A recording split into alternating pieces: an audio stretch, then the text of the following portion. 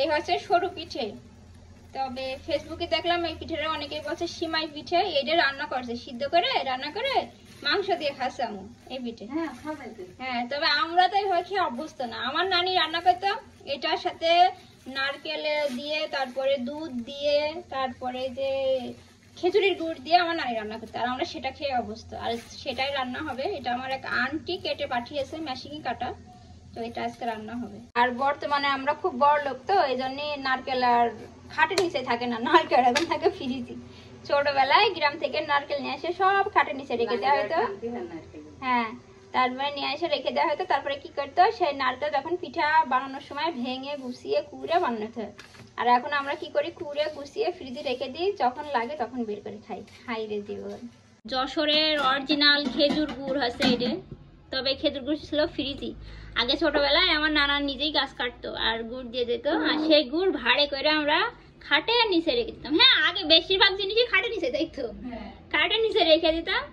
আর এখন অবশ্য ভাড়ে রাখা হয় না, এভাবে ফ্রিজে রাখা হয়। ফ্রিজে এভাবে গুড় রাখলে 2-3 বছর আরামসে থেকে যায়, যদি অরিজিনাল যশোরের খেজুরের গুড় হয়। দুধ হিসেবে ব্যবহার করা হয়েছে কনডেন্স মিল্ক, কারণ আমাদের কাছে এখন গরুর দুধ নেই, সবই ডিজিটাল। এর ভিতরে আছে পানি, কি কি আমু বলে দিনি? পানি, গুড়, লবণ, তারপরে ইলাচ, দারচিনি, দুধ। এটা কি করবা? এটা জ্বালাবো। আচ্ছা, তারপরে দিবা? জাল দিয়ে যে ফুটে উঠবে সেই ওই পিঠা দিয়ে দেবো।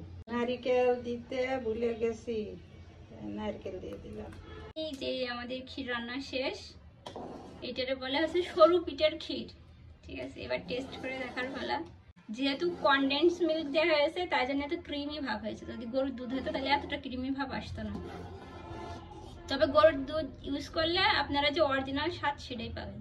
আমাদের ক্ষীর, এটা মুড়িতে খালি নাকি খুব টেস্ট লাগে, যার কারণে আম্মু মুড়িতে খাবে আর আমি শুধু শুধু খাবো।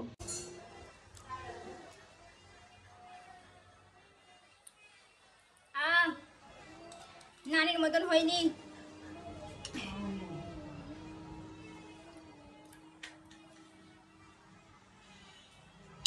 সেই স্বাদ হেভি।